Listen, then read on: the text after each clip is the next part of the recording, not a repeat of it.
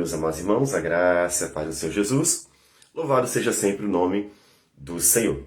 Nós estamos percorrendo a última semana do Senhor Jesus e vendo quão intensa ela foi, inclusive repleta de ensinamentos, de conforto, exortações, para que a igreja do Senhor Jesus possa seguir adiante.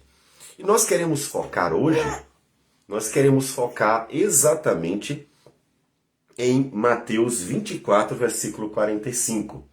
E vamos ver 3 parábolas que o Senhor Jesus conta para tratar o mesmo assunto, para tratar sobre a necessidade de estarmos vigilantes a respeito da volta do Senhor Jesus. E mesmo que também se refiram à questão da queda de Jerusalém, elas têm a importância de nos preparar para um evento que realmente é marcante para a história, quer dos judeus, quer do mundo. Então, a parábola do bom servo e do mau servo é assim que terminou ficando conhecida a parábola que Jesus conta em Mateus 24, 45. Essa é a primeira das parábolas. E ele diz assim: quem é, pois, o servo fiel e prudente, a quem o Senhor confiou os seus conservos, para dar-lhes o sustento a seu tempo? Bem-aventurado aquele servo a quem seu Senhor, quando vier, achar fazendo assim. Em verdade vos digo, que lhe confiará todos os seus bens. Mas, se aquele servo, sendo mau, disser consigo mesmo: meu senhor demora-se, e passar a espancar os seus companheiros, e a comer e beber com ébrios, virá o senhor daquele servo em dia que não o espera, e em hora que não sabe, e castigá-lo-á, lançando-lhe a sorte com os hipócritas. Ali haverá choro e ranger de dentes. Bem, é importante a gente lembrar aqui de que nós estávamos tratando, em Mateus 24. Em Mateus 24, nós vimos que o Senhor Jesus trata da queda de Jerusalém, advertindo os discípulos quanto aos sinais que estariam presentes. Nós já vimos isso ontem, portanto, nós não vamos repetir. Vimos também que seriam dias de grande tribulação, e aí a gente mencionou que essa grande tribulação começa no ano de 70 com a queda de Jerusalém, exatamente como Jesus disse acerca do templo: não ficará pedra sobre pedra, e vai passando por um longo período, várias gerações, até que chegasse à plenitude dos gentios. Por isso que a profecia ela se cumpriria naquela geração, como diz Mateus 24, 34, mas ao mesmo tempo teria uma íntima e forte relação com a volta de Jesus, porque a profecia começa ali, não passará essa geração sem que tudo isso aconteça, mas duraria um longo período. E isso até a plenitude dos gentios. Você imagine, é até o momento máximo dos gentios, ou seja, vai ter um momento em que a glória dos gentios sucumbirá, e aí sim Deus terminaria a tribulação dos judeus. A gente entende que isso está em volta do nosso tempo, porque em 1948 nós sabemos que Israel foi restaurado ao Estado, o Estado de Israel, coisa que não havia em todo esse período de tribulação depois da queda de Jerusalém. Pois bem, depois do Senhor Jesus advertir sobre o que aconteceria, e observe que aí tem 2 pontos. Um é a grande tribulação dos judeus, que começa com a queda de Jerusalém, e o outro ponto é que Jesus voltaria. O mundo estaria vivendo como se nada tivesse por vir. Jesus adverte que seria como no dia de Noé, em que se casavam, se davam em casamento, em que de repente aconteceu o dilúvio. E também seria assim em relação à volta do Senhor Jesus. Por isso ficai também vós apercebidos, porque a hora em que não cuidais, o Filho do Homem virá. Pois bem, é nesse contexto que nós vamos ter essas três parábolas. A parábola que nós acabamos de ler, que nós vamos mencionar melhor, mais duas parábolas que estão no capítulo 25, de 1 a 30. As três parábolas tratam a mesma questão. E o fato das três parábolas tratarem a mesma questão já é uma advertência. Antes mesmo de esmiuçar as três parábolas, nós já podemos aplicar o simples fato de serem três. Mas por quê? Porque a Escritura, ela enfatiza a importância de algo repetindo aquilo dali. Quando você vê uma repetição de alguma coisa na Escritura, é porque o Senhor quer mostrar a importância, a urgência daquilo dali. A urgência do que aconteceria já se dá na expressão de Jesus. Não passará esta geração sem que tudo isso aconteça. Opa, isso não é uma profecia para tempos distantes. Vai começar agora. E, de fato, a queda de Jerusalém foi em 70, ainda nos dias dos apóstolos, né? Ainda que nem todos tenham vivido para ver. E essa urgência também mostra a importância de estar preparado. E, portanto, essa repetição 3 vezes. Isso já fica para nós também. Você pode dizer assim, mas a queda de Jerusalém já se deu, os judeus já sofreram a grande tribulação, porque nós vamos ver que de 70 a 1948 os judeus já foram pisados pelos gentios, então não tem nada para nós, tem a volta do Senhor Jesus. O Senhor Jesus falou que voltaria. E lá em Apocalipse, pelo menos no finalzinho de Apocalipse, fala de Satanás enganando as nações e voltando as nações contra a cidade santa. Então, vamos pensar como contra o povo do Senhor. Portanto, ainda podemos esperar dias maus. Já estamos, na verdade, vivendo. Como nós já falamos, vários chegaram a tratar o nosso período como era pós-cristã. E nós estamos vendo como a apostasia está cada vez maior, né?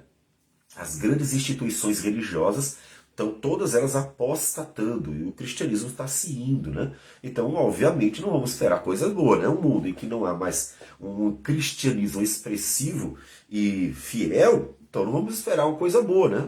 Se não há um sal na terra, então o que a gente vai esperar de bom? Então, o que acontece é que o Senhor Jesus nos adverte sobre a importância de cuidarmos de nós mesmos. E eu pergunto para você, tendo em vista a ênfase do Senhor Jesus, tendo em vista a importância que é dada à necessidade de se estar pronto. 3 vezes o Senhor Jesus fala, 3 parábolas para falar a mesma coisa. Você está pronto para a volta do Senhor Jesus? Né? Você estará atento à necessidade de estar pronto para a volta do Senhor Jesus? Então, a primeira parábola é de um servo que recebe do Senhor responsabilidade. E, na verdade, 2 vezes vai acontecer isso. Né? Na parábola dos talentos também são servos, né? São que vão receber responsabilidades. O servo fiel e prudente, a quem o Senhor confiou os conservos para dar-lhes o sustento ao seu tempo, é aquele que, ao receber, né, bem-aventurado aquele servo a quem o Senhor do fiel achar fazendo assim, ou seja, que recebeu do Senhor a responsabilidade, cuidou das pessoas que o Senhor deu, cuidou, administrou tudo para a glória de Deus, ou seja, esteve atento a um simples fato, é que aquele que foi voltará. Essa é a chave das 3 parábolas. Aquele que foi voltará. Portanto, quem recebeu responsabilidades da parte daquele que foi e voltará, terá que, quando ele voltar, prestar contas. Essa é a parte do coração. É o coração. O servo fiel e prudente é aquele que cuida. E é interessante que ele até diz, cuida os seus conservos. Né? O Senhor confiou os seus conservos. Ou seja, está cuidando dos seus companheiros, né? Está cuidando bem dos demais. Veja que nesse ponto aqui, nessa parábola, não são objetos, né? São pessoas. Né? Então, Quem é o servo fiel? É o que cuida. É o que cuida, que quer administrar bem tudo que lhe foi confiado. Qual é o servo mau? O servo mau é aquele que diz consigo mesmo: sabe uma coisa, ele vai demorar muito. E aí passa a espancar os seus companheiros. É interessante que aqui são companheiros, não são subordinados, são companheiros, são tratados como iguais. Ou seja, não era para ele se sentir melhor. A ele foi dado uma responsabilidade de cuidar deles, mas não era para ele se sentir melhor. Observe aí, o orgulho é inimigo do homem sempre. Porque o orgulho faz o homem achar-se melhor, sendo ele coisa nenhuma. Né? Então é muito comum a gente ver isso, tanto em pessoas ricas quanto em pessoas pobres, em pessoas que têm algum status e pessoas que não têm status nenhum, em pessoas de dentro e de fora da igreja. Então o orgulho é um grande inimigo do ser humano.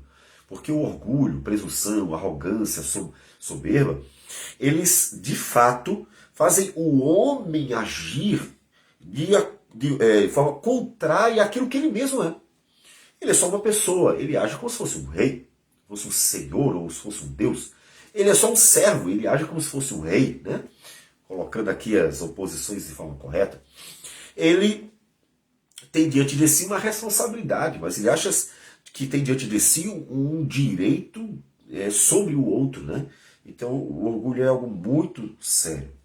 E ele começa a espancar os seus companheiros e a comer e beber com ébrios. Ou seja, para ele vai demorar tanto que ninguém vai nem notar. A ideia seria, ninguém vai nem perceber. Observe que ele começa a agir como se fosse um senhor. Ainda que o senhor, que é o senhor legítimo de todos, não seja assim. Em nenhum momento, em nenhuma das parábolas, o senhor, que é realmente o dono de todas as coisas, é retratado como alguém que faz isso, que espanca seus servos, que tem uma vida vulgar, que maltrata as pessoas, que é tirano. Em nenhum momento.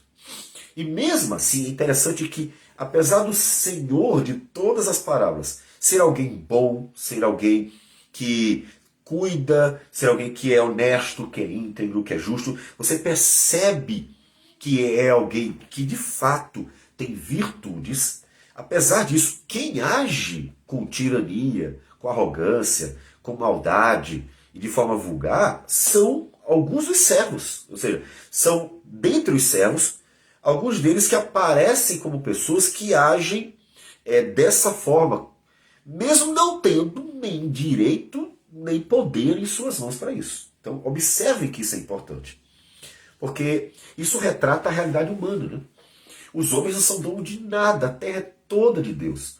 Mas eles agem como se fossem deuses, como se tivessem criado todas as coisas. Você já observou que Deus, sendo o Criador, dono, Senhor de tudo, com o poder de sua palavra ele criou, com o poder de sua palavra ele poderia desfazer tudo. Ele deu a vida e ele tem poder para tirá-la.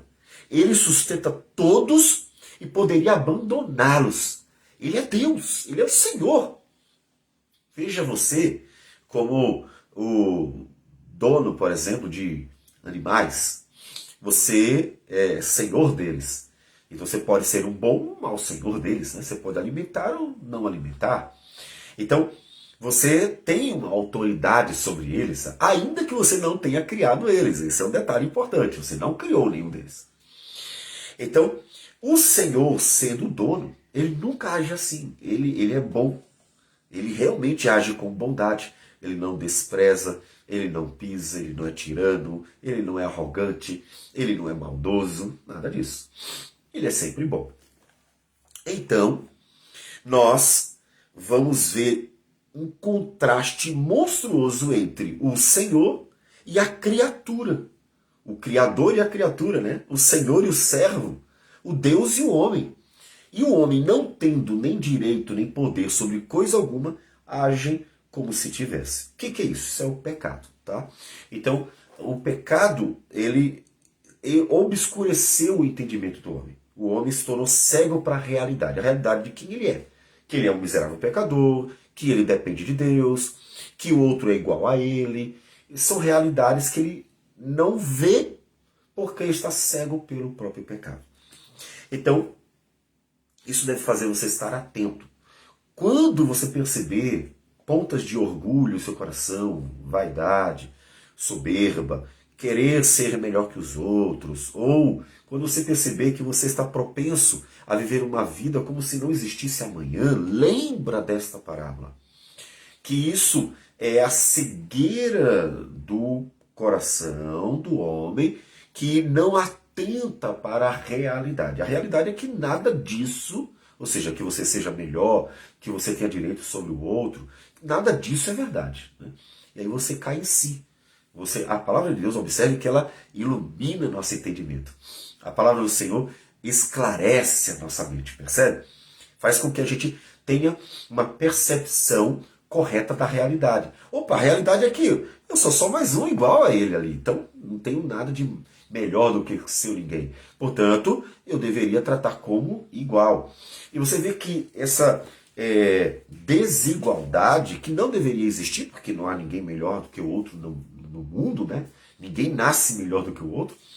Nós vamos ver essa desigualdade na história toda, né? E aí as brigas em relação a questões de com racismo, né? As brigas em relação a problemas étnicos, né? As pessoas sendo tratadas como inferiores por cor, por questão étnica, sexual também, aí a questão homem e mulher, né? Porque muitas vezes sim as mulheres foram preteridas por causa da força do homem, né? E o homem se aproveita dessa capacidade natural, física, para subjugar os mais fracos, e assim várias expressões da arrogância do homem estiveram presentes na história. Então, o que é isso? É a maldade do homem. Tá? A culpa está no pecado mesmo, e o pecado do homem, né? Para ele não colocar a culpa em terceiros e ignorar que esse mal está dentro dele. Então, lembre-se, somos iguais. O que o Senhor quer de nós? Quer de nós que sejamos servos fiéis e prudentes. Como se é um servo fiel e prudente? Pegando tudo aquilo que o Senhor nos responsabilizou e cuidando do jeito certo. O servo bom, ou fiel e prudente, é aquele que cuida dos seus conservos, é aquele que cuida de tudo que Deus confia a ele até a volta dele. Quando o Senhor voltar, ele vai encontrar, olha, ele cuidou bem de todos, né?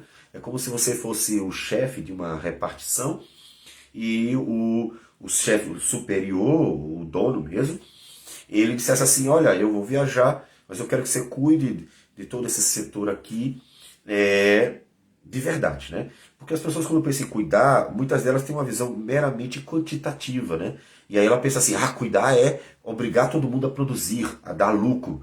Isso não é cuidar, tá? Cuidar é fazer com que tudo fique bem. Se o seu funcionário não está bem, então algo não está bem. Porque ele não vai produzir, inclusive, da mesma forma, ele não será alguém que cooperará para o bem-estar do ambiente, porque ele não está bem. Então, cuidar de todo um setor é fazer de tudo para que as pessoas estejam bem, né? Por isso, inclusive, hoje existe o RH, né? Que a ideia seria procurar trabalhar com as pessoas como humanos de verdade, né? E não como meros objetos ou máquinas de produção, né? Então, você recebeu todas essas pessoas para cuidar. Quando ele voltar, ele não deveria querer saber apenas o lucro que se obteve naquele período, a despeito de tudo que se possa ter feito, ou oprimindo, subjugando e fazendo as pessoas produzirem de uma forma absurda. Não, mas se está tudo bem. Né? Se ele perguntar para todos os funcionários daquele setor, e aí como foi? E aí cada um der a sua expressão legítima, né, de como foi, vai dizer assim, não, a gente foi muito bem cuidado, atenção, fomos instruídos, fomos capacitados para fazer o nosso trabalho, se deu valor, né, às nossas necessidades, e a gente está gostando muito de trabalhar aqui. Então, um dono, né, ou um superior, que tenha essa percepção da importância da humanidade, né, de cada pessoa, ele vai valorizar tudo isso, porque se eles estão bem, Então eles estão satisfeitos em estar ali e vão querer, né, vestir a camisa e fazer com que tudo vá para frente, né, da melhor forma possível. Mas se ele começou a humilhar, se ele começou a tratar mal, se ele começou a perseguir, ou se ele começou a oprimir, obrigar a produzir mais do que poderiam, por exemplo, ou se ele deu responsabilidades, mas nem sequer instruiu, nem capacitou, não cuidou nem sequer para que eles tivessem condições para produzir aquilo, ele terá transtornado, criado maior bagunça naquele setor. E, obviamente, muitos vão querer ir embora, pessoas vão se demitir e assim por diante.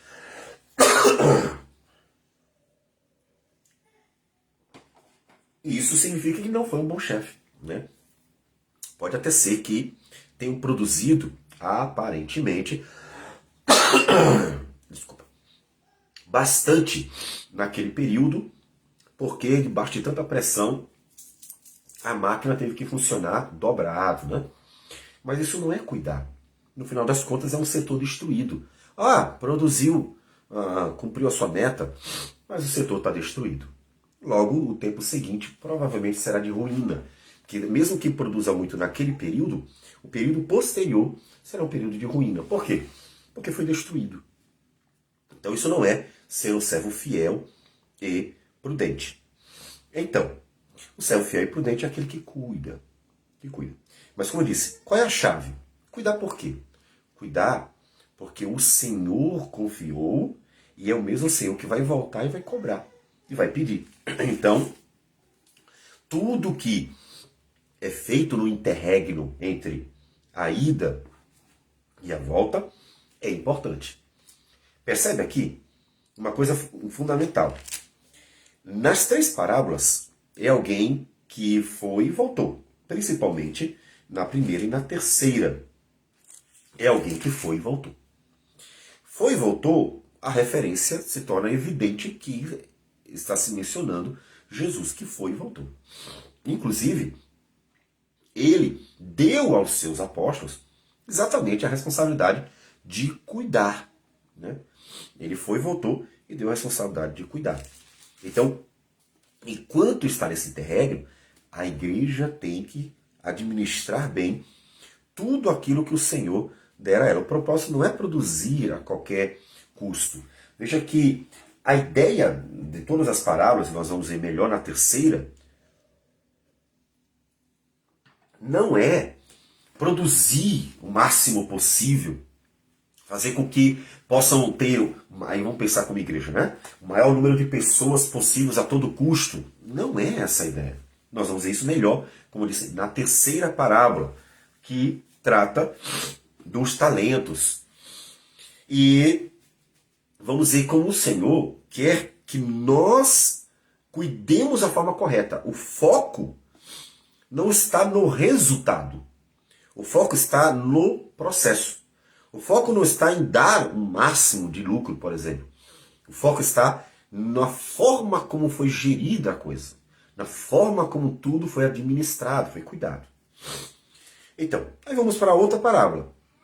Mateus 25 diz assim: Então, o reino dos céus será semelhante a 10 virgens que, tomando as suas lâmpadas, saíram a encontrar-se com o noivo. 5 dentre elas eram nécias e 5 prudentes. Observe que nas parábolas, a terceira também será assim, nós temos o bom e o mal. Eles sempre colocam o contraste. O como fazer e como não fazer. Portanto, mais claro que isso, como se diz popularmente, só dois disso. Então, o contraste nos ensina não só o que não fazer, o contraste nos diz como fazer e como não fazer. Então, o contraste, ele é fundamental, tá certo? Aqui o contraste é entre as virgens que estão esperando o noivo chegar, portanto haverá a festa, né, nas bodas. Aqui estão aquelas que estão aguardando, né, para que chegue o noivo, que é o que escolhe, né, a sua noiva. Então, 5 são nessas, 5 prudentes. Então, 5 não estão atentas, né? Não são pessoas que são prudentes no seu modo de ser, as outras são. As nécias, ao tomarem a sua lâmpada, não levaram azeite consigo. Ou seja, elas levaram o azeite só dentro da lâmpada, né? E não levaram um extra para quando apagasse, pudesse reacender. No entanto, as prudentes, além da lâmpada, levaram azeite nas vasilhas. Então, levaram a reserva. E tardando o noivo, foram todas tomadas de sono e adormeceram. Mas à meia-noite ouviu-se um grito. Eis o noivo, saía ao seu encontro. Então se levantaram todas aquelas virgens e prepararam as suas lâmpadas. E as nécias disseram às prudentes, dai-nos do vosso azeite, porque as nossas lâmpadas estão se apagando. Então veja, elas, na lamparina, né? Elas levaram o azeite só dentro. Então, assim, o fogo estava aceso, né? Eles estavam iluminando o caminho. Mas elas não levaram reserva, né? Não foram prudentes, não se prepararam. As outras sim. As outras levaram a reserva. E observe que aqui há uma coisa muito importante. O foco na questão temporal. Observe que isso reforça a ideia de uma grande tribulação longa. E não de um período de poucos anos, como foi a destruição de Jerusalém. Mas ali começa a grande tribulação. É um período longo. Período longo. Ele diz, e tardando o noivo, foram todas tomadas de sono e adormeceram. Então, seria algo demorado. Então, aqui Jesus já deixa claro que entre a primeira e a segunda vinda não seria uma coisa rápida, não. Não mesmo. Então, a igreja, por essa parábola, já poderia estar atenta. Vai demorar. Ele diz isso duas vezes. Primeiro, ele fala da grande tribulação, que nunca houve. Se fosse uma coisa de alguns poucos anos, quantas vezes? O judeu passou no cativeiro da Babilônia 70 anos. É lógico que a grande tribulação, que nunca houve nem nunca haverá, não poderia ser menor do que 70 anos. É óbvio. Porque senão não seria a maior delas. Então a grande tribulação dos judeus teria que ser maior do que 70 anos. Portanto, ela teria que durar até mais de 140 depois de Cristo. Porque começou em 70. A tribulação, ela é grande. Então é questão temporal. E aí podemos pensar na qualidade também, claro, eles sofreram muito.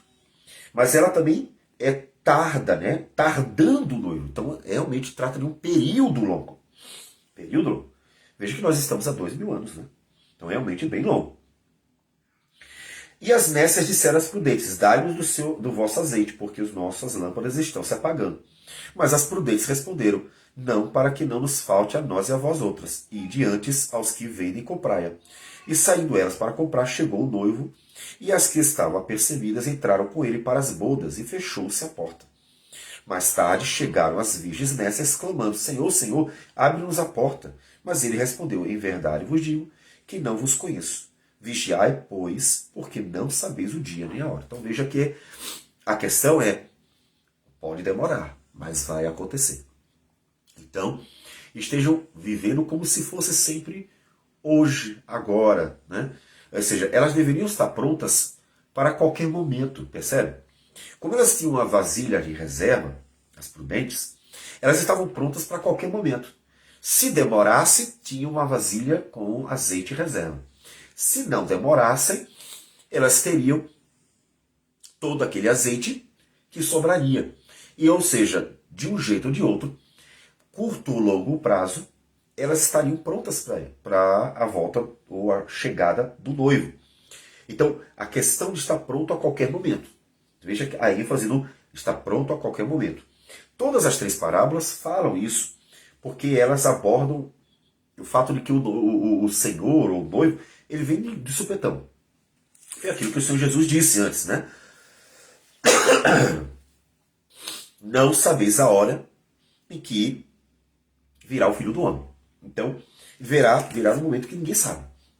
Então, as três parábolas enfatizam a surpresa, e as três parábolas enfatizam o fato de que é preciso estar pronto, e as três parábolas vão enfatizar o fato de que, uma vez que é surpresa e tem que estar pronto, então o Senhor, quando voltar, vai tratar de acordo com a forma como uma pessoa foi, né, pega, né? Ou seja, se ela estava pronta, se ela não estava pronta. Além disso, há também uma certa ênfase nessa demora. Porque é exatamente essa demora que faz com que haja um relaxamento. Ah, vai demorar demais. E aí relaxa. Né? A não ser ainda tem 1000 anos para voltar. E de repente a pessoa não vai demorar tanto e começa a relaxar. Isso é um perigo. O comodismo por causa da impressão de que a distância temporal lhe dá qualquer permissão para seguir do seu jeito. Muitas pessoas chegam a pensar mesmo sem dizer, eu tenho tempo para curtir a vida, lá para frente eu me converto, mudo meu modo de ser, ou seja, vou aproveitar a juventude, depois então eu revejo as minhas atitudes. Mas quem disse que há uma certeza que todos morrerão, né, na velhice? Né?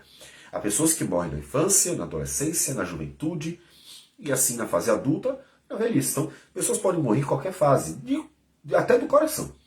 Então, ninguém tem, nem a respeito da vida, ninguém tem certeza de coisa alguma sobre o tempo, a duração. Vou viver muito, vou viver pouco. Jesus vai demorar muito, vai demorar pouco. Ninguém tem. Ele propositadamente deixou um elemento surpresa para todo mundo a respeito das duas questões: a morte e a volta dele. Ou seja, o homem não tem como fugir dessas 3 exortações que estão presentes nas parábolas. Né? Que é preciso estar pronto, porque o Senhor vai pegar de surpresa e o Senhor vai tratar cada um de acordo com a forma como foi encontrado. Então, é importante porque nem a morte você sabe quando virá. Nem quando Jesus voltar. Então, o elemento é surpresa de qualquer jeito. Se você disser assim, mas a morte vem primeiro, você não tem certeza, você pode viver 120 anos. Você disser, Jesus vai voltar logo, você não tem certeza que ele pode demorar um pouco mais do que você espera, até, inclusive você pode morrer antes. Então a surpresa, o elemento surpresa, ele é real. De um jeito ou de outro, ele é real. Então o que deve fazer? Seja prudente, seja pronto, o tempo inteiro pronto. Olha, eu estou pronto, se foi hoje, amanhã, seja a morte, seja a volta de Jesus, estou pronto. Quando acontecer, eu estava pronto e não fui pego de surpresa, portanto. A última parábola é a parábola dos talentos. Também vai tratar de um dono de terra, de um senhor, né? Ou um rei, de alguém que é senhor de uma região. E diz assim no versículo 14, Mateus 25, 14. Pois será como um homem que, ausentando-se do país, chamou os seus servos e lhes confiou os seus bens. Veja que tanto a primeira quanto a terceira parábola enfatizam mais essa questão de ir para depois voltar. Na segunda parábola das virgens, ele não fala sobre a ida, mas dá a ideia de que o noivo, obviamente, né, não estava presente, portanto ele tem que chegar. Mas aqui ele deixa bem claro, ele vai e volta. E já que ele vai, ele confia, né, a sua terra, os seus bens, os seus servos. Assim como a primeira parábola, que era a parábola do servo fiel e prudente. Então, confiou os seus bens.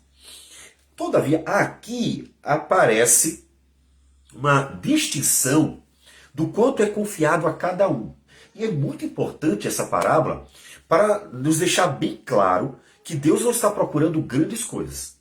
Porque às vezes a pessoa tem a impressão, então o bom servo é aquele que é missionário. Então todo mundo tem que ser missionário porque Deus só gosta de missionários.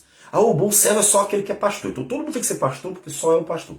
Ou é aquele que faz doações, ou é aquele que canta no louvor. Não. O fato dele mostrar que cada um recebe algo e o Senhor elogia do mesmo jeito, como nós veremos, mostra que Deus não está esperando grandes coisas de todo mundo. Está esperando fidelidade. É diferente. Ou seja, o Senhor quer que todos sejam fiéis. Não importa o quanto ou o que você vai fazer, o que Deus deu às suas mãos para fazer. O importante é ser fiel com aquilo que você recebeu. Você recebeu administre bem aquele 2 e assim por diante. Ou seja, seja fiel com aquilo que Deus der a você. Não importa o quanto. O quanto ele vai dar é com ele. Diz assim, versículo 15, Mateus 25. A um deu 5 talentos. Talento aqui é um peso em ouro, tá? Não é literalmente talento, como a gente diz, né? Capacidade de fazer alguma coisa. É o peso em ouro. Então a ideia é administrar bem o que lhe foi confiado. E a um deu 5 talentos, a outro 2, e a outro 1, a cada um segundo a sua própria capacidade, e então partiu. Então o Senhor, ele decidiu dar a cada um de acordo com o que ele viu que cada um conseguiria administrar. Aí a gente tem duas coisas. Primeiro, quem decide o que vai dar a cada um é Deus. Segundo, ele não vai dar a cada um mais do que pode. Isso até é importante. Quando ele diz segundo a sua própria capacidade. Ou seja, não espere que Deus vai exigir de você a coisa que você nem tinha condições. O Senhor pediu para que eu queria que eu presidisse o país, mas eu não sou um presidente, né? Então assim, Deus não vai exigir de você uma coisa que ele nem mesmo deu a você. Ele não vai te dar algo que você não tem condições de fazer. Está acima da sua capacidade. Por exemplo, né, tirar a fome do mundo, né, coisas que Deus não vai exigir de nenhum de nós. Né? Então, veja que ele deu a cada um segundo sua própria capacidade. Isso mostra o quê? Bondade do Senhor, fidelidade, né, graça, para tratar cada um com bondade mesmo. Ou seja, tratar cada um de uma forma que eles possam se sentir aptos para fazer o trabalho. Então, quando você tiver recebido algo para fazer, a sua vida, aquilo que Deus confiou a você, que aqui é o talento, é a sua vida. Não é só, por exemplo, ser pastor, ou ter um bem qualquer. É tudo, é a sua vida. A sua vida é aquilo que você pode administrar. E é tudo que vai vindo, né? Aí você vai ter a sua vida, casado ou não casado, com filhos ou sem filhos, com 1 ou 10 filhos, com riquezas ou não tendo as riquezas, tendo o necessário para viver, tendo funções ou não tendo tantas funções dentro da sociedade, da igreja, e assim por diante. Seja lá o que for, o que você tiver, desenvolva, produza, seja bênção. E aí tudo, a ideia é ser fiel, fazer tudo direitinho. A ideia não é quantitativa, a ideia é qualitativa, é fazer corretamente, fazer bem. Cada um recebeu para administrar o que Deus lhe deu. Então, tudo que Deus deu a você, cuide. Né? Deus te deu uma família, cuide da sua família. Deus te deu uma igreja, cuide dos irmãos também, ajude, né? Mesmo que você não seja pastor, mas ajude-os, são os irmãos, né? Lembra do servo que cuida dos seus companheiros, né? Deus deu os bens, administre-os para servirem, para serem instrumentos para abençoar outras vidas, né? Ou seja, não é cuidar no sentido de estar lavando o carro todo dia. Não é isso. Isso é apego aos bens. Se você ama os bens, você já entendeu errado alguma coisa. É fazer o carro ser um instrumento de bênção para a sua família, para outras famílias, que podem inclusive ser abençoadas, né? Com a carona, por exemplo, e outras coisas mais. Ou seja, administre a vida que Deus te deu. Deus te deu. Observe que a ideia é que Deus deu a você. Se precisar dar mais, Deus te dará mais. Se precisar de capacidade para administrar, Deus dará. Tiago capítulo 1 fala, quem precisar de sabedoria, peça a Deus. Então Deus vai dar tudo o que é preciso, tudo que é necessário. Então a ideia é, cuide do que Deus te deu. Está bem em acordo com o Gênesis, quando no capítulo 2, versículo 15, ele coloca o homem no jardim do Éden para cultivar e guardar. Ou seja, cuidar de tudo que Deus deu a ele. Deus não deu ao homem mais do que ele tinha capacidade, de jeito nenhum. Deus nunca faz isso, porque ele é fiel, ele é justo, ele é bom, ele é gracioso, ele sempre dará na medida certa. Se você se sentir inapto, assim, eu não consigo, lembre-se que Moisés disse a mesma coisa. Lembra? Êxodo 3 e 4. Deus diz, Moisés, eu quero que você vá até Faraó e diga para Faraó libertar o meu povo para que me sirva. Eu quero te usar como instrumento de libertação. Moisés olhou, viu o tamanho da obra que Deus pediu para ele e eu não tenho condições. E aí começou a botar todo tipo de defeito. Eu não consigo por causa disso, por causa disso, por causa disso, por causa disso. E Deus, a todas as questões levantadas por Moisés, Deus disse, eu te capacito, eu te dou isso, eu resolvo isso. E ele respondeu a tudo. Ou seja, apesar de Moisés ver os obstáculos, Deus deu resposta para todos eles. E todas as respostas eu capacito você. Então a ideia não Senhor, eu sou incapaz, dá para outro. A ideia eu estou lhe dando isso porque eu vou lhe capacitar para fazer isso. Então, no final, Deus até se aborreceu com Moisés e disse assim, você vai, ponto final. E Moisés teve que ir. E aí a pergunta, Moisés conseguiu? Conseguiu. Por que ele conseguiu? Porque Deus capacitou Moisés. Tudo que era necessário para Moisés fazer aquela obra, que foi até muito maior, ele não só foi um instrumento para libertar o povo de Israel do Egito, mas para conduzir, governando o povo de Israel durante 40 anos no deserto. Então o que Moisés fez foi grandioso. Estava muito além até do que ele imaginava que fosse. Mas Deus capacitou. E ele conseguiu? Conseguiu. Moisés levou toda uma nova geração até a Terra Prometida, viu a Terra Prometida, só não entrou, porque terminou mostrando falta de confiança, desobedeceu a Deus em um certo momento lá, e Deus então disse para ele não entrar. Mas já estava com 120 anos, né? Já estava no limite da idade, então ele morreu sem entrar na terra lá, mas viu a terra sim. Então ele conseguiu, ele cumpriu o papel, porque Deus capacitou. Então você pode olhar em algum momento e dizer assim, Senhor, eu não consigo. Aí você diz assim, Senhor, eu não me sinto apto. Eu não me sinto apto para fazer isso, eu não me sinto apto para aquilo, não importa o que seja. Você pode pedir a Deus, Senhor, para cuidar daquilo que o Senhor me confiou, eu preciso de ajuda. Eu preciso de sabedoria, eu preciso de direção, eu preciso de recursos, eu preciso de ajuda para cuidar daquilo que o Senhor me confiou. E o Senhor vai ajudar você. Então, peça a Deus, para Deus ajudar você em tudo. Né? E tudo mesmo, como eu disse, quer seja no trabalho, quer seja em casa, tudo Deus dará graça para você conseguir cumprir a sua obra. Então, o versículo 16 continua. O que recebera 5 talentos saiu imediatamente a negociar com eles e ganhou outros 5. Então, ele pegou o que recebeu e foi atrás. Ou seja, foi responsável, foi zeloso e começou a ir atrás e produzir com aquilo.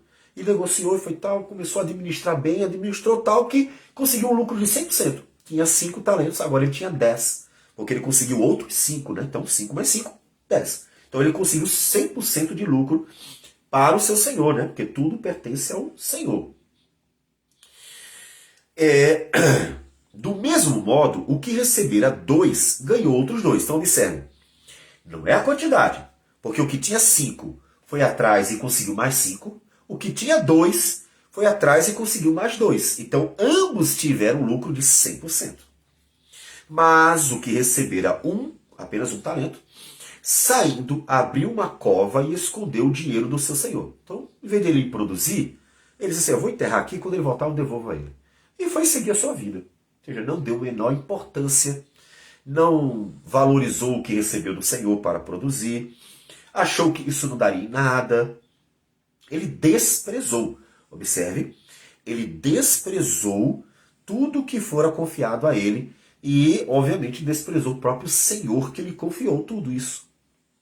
Depois de muito tempo, voltou o Senhor daqueles servos e ajustou contas com eles. Eu não sei se ele esperava ou não esperava, mas ele voltou. O texto não fala se ele achava que ele não voltaria mais, mas o fato é que ele voltou. Então, aproximando-se o que recebera 5 talentos, entregou outros 5, dizendo, Senhor, confiaste-me 5 talentos. Eis aqui outros 5 talentos que ganhei. Disse-lhe o Senhor, muito bem, servo bom e fiel. Foste fiel no pouco, sobre o muito te colocarei. Entra no gozo do teu Senhor. Veja que ele é elogiado e recompensado. Ou seja, se alegre comigo, desfrute dos benefícios. Ou seja, tudo que ele produziu, que foi bênção para o seu Senhor, ele desfrutaria. A ideia não é só ser elogiado, mas é ser recompensado. E aproximando-se também o que recebera 2 talentos, disse, Senhor, 2 talentos me confiaste. aqui tens outros 2 que ganhei. Disse-lhe o Senhor: muito bem, servo bom e fiel. Foste fiel no pouco, sobre o muito te colocarei. Entra no gozo do teu Senhor. Fundamental você perceber, o elogio é o mesmo. É muito importante você perceber. O que recebeu 5 foi elogiado e recompensado. O que recebeu 2 e também entregou o dobro, né? Então 100%, foi elogiado e recompensado da mesma forma. O Senhor não disse assim: eu gosto mais desse servo porque você produziu 5 e aquele só produziu 2. Aquele ali, tudo bem, bom trabalho, mas esse aqui eu gosto mais. Não. Ele elogiou do mesmo jeito, recompensou do mesmo jeito, mostrando que o que importava era a fidelidade deles. Isso é importante. O importante foi que eles foram servos bons e fiéis. Isso é importante. Para que você não fique se comparando. Porque às vezes as pessoas querem se comparar. Aquele cara é presidente da república, o outro é ministro não sei das quantas, o outro é pastor, o outro faz não sei o quê, o outro é rico, o outro... Você fica olhando para as pessoas que de repente tem alguma coisa que parece ser mais e achar que, portanto, só tem valor isso. Isso não é verdade. Até porque a Bíblia diz que aquele que recebeu mais deve ser como servo, né? Jesus mais uma vez falou para os apóstolos que tinham uma responsabilidade grande de, inclusive, conduzir a igreja na sua partida, que deveriam agir como servos e não como senhores. Então, a ideia é que todos sirvam ao Senhor com o que lhe deu, contentes em toda e qualquer situação, sempre dando graças a Deus, o que recebeu muito e o que recebeu pouco, e todo mundo administrando como servo bom e fiel, porque todos serão igualmente elogiados, igualmente recompensados, não importa se com muito ou pouco, porque todos foram bons e fiéis. Isso é que é importante. Lembra da parábola dos servos, que um senhor assalaria, chamando para trabalhar, e no final o que trabalhou 12 horas e o que trabalhou 1 hora ganham a mesma coisa. Por quê? Porque ele é bom e porque o propósito dele é que todos sejam bons e fiéis no que Deus confiar a eles. Então o importante não é a quantidade, é a qualidade. O importante é como você valoriza o próprio Deus, claro, que é a origem de tudo, e como você valoriza aquilo que ele confia a você. Isso é que é importante.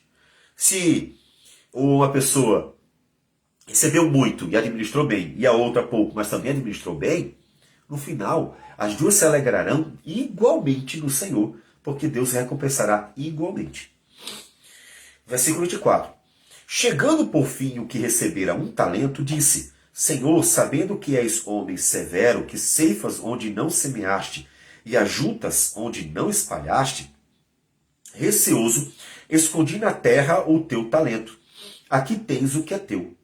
Respondeu-lhe, porém, o Senhor: servo mau e negligente, sabias que ceifo onde não semeei e ajunto onde não espalhei? Observe que ele ofende. O que ele falou não é verdade. Ele acusou seu Senhor pela sua negligência. Observe que, assim como Adão, quando pecou, em vez de dizer: Senhor, eu errei, me perdoe, Adão disse assim: foi a mulher. A mulher disse: foi a serpente. Em outras palavras, o Senhor tem culpa, porque foi o Senhor que me deu essa mulher, né? E foi o Senhor que criou a serpente.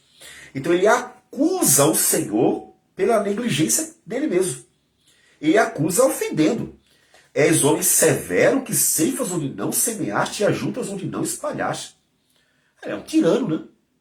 Então ele chamou o Senhor de tirano. Mentira. Ele é tão bondoso que ele administrou tudo e confiou a cada um de acordo com a sua capacidade. Então ele ofendeu. Então observe que é um servo mau. Não só negligente, mas um servo que desprezava o seu Senhor. Ele ofendeu o seu Senhor. E aí ele pergunta: mas se eu sou assim, por que você pelo menos não fez por medo? Se eu sou tão mal como você me diz, por que você não teve medo de mim e tentou fazer com que de todas as formas pudesse administrar o melhor possível? Veja que as palavras do servo mau foram contra ele mesmo. Porque se ele sabia que o Senhor dele era tão mal assim, o tirano, ele pelo menos deveria agir por medo. E nem com medo ele agiu. Então veja que a maldade estava no servo, não no Senhor, de forma alguma. Cumpria, portanto, que se entregasses o meu dinheiro aos banqueiros, e eu, ao voltar, receberia com juros o que é meu. Tirai-lhe, pois, o talento e dai-lhe ao que tem 10, porque a todo o que se tem lhe dará, e terá em abundância, mas o que não tem, até o que tem, será tirado. E assim, como é que se dá o que tem mais, né? A questão aqui é, o que tem mais conseguiu produzir com aquele bastante, e ele deu mais. Ele volta à mesma questão, Deus dá de acordo com a capacidade. A ideia não é de forma alguma injustiça. A todo aquele que mostra dedicação, Deus tem prazer em continuar confiando. Então aí veja uma coisa interessante. As pessoas costumam ver assim, se eu tiver eu faço, se eu não tiver eu não faço. Calma aí, peraí. Pegue o que você tem e administre. E vai fazendo. Confiando que Deus pode lhe dar tudo o que é necessário para você também administrar. E é interessante que isso em relação a tudo. A tudo. Deus vai dar o que você precisa para a sua família. Quando você tiver 1, 2, 3, 5, 10 filhos, Deus vai te dar o que você precisa. No trabalho, para você trabalhar, Deus vai lhe dar a capacitação necessária para você fazer o que é necessário.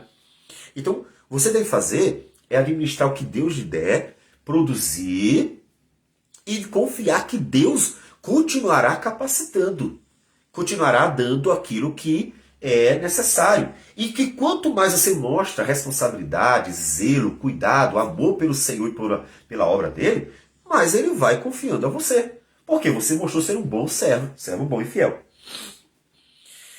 E o servo inútil, veja como ele é tratado, inútil. Não fez nada de proveitoso e não ofendeu o Senhor. Né?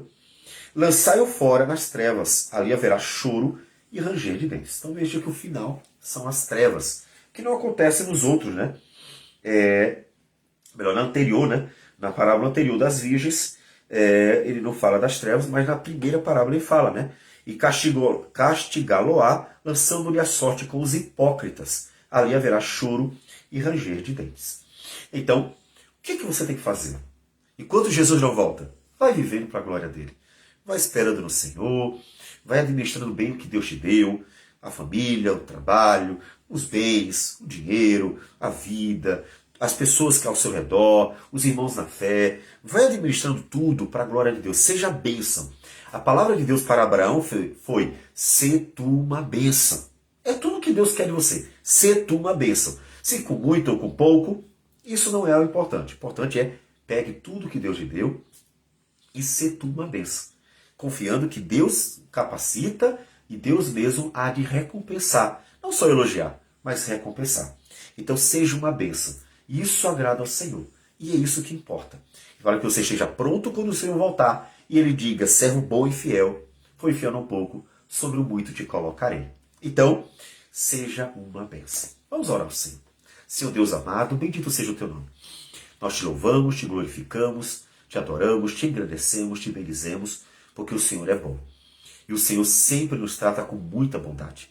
Ajude-nos a cuidar de tudo que o Senhor nos deu, com sabedoria do alto, com a capacitação do alto. Que o Senhor, ó Deus, nos dê graça para fazer a tua obra. Que o Senhor abençoe a tua igreja para que ela seja uma bênção nas tuas mãos. Que o Senhor receba a nossa oração, nossa gratidão, nosso louvor, nossa adoração por tudo que o Senhor tem feito e há de fazer. E que o Senhor, ó Deus, sempre nos ache prontos para a volta do Senhor Jesus. Esse é o nosso desejo, nosso rogo. Nos ajude a isso. Receba a nossa oração em nome de Jesus. Amém, Senhor. Que Deus abençoe a todos e tenha um bom dia.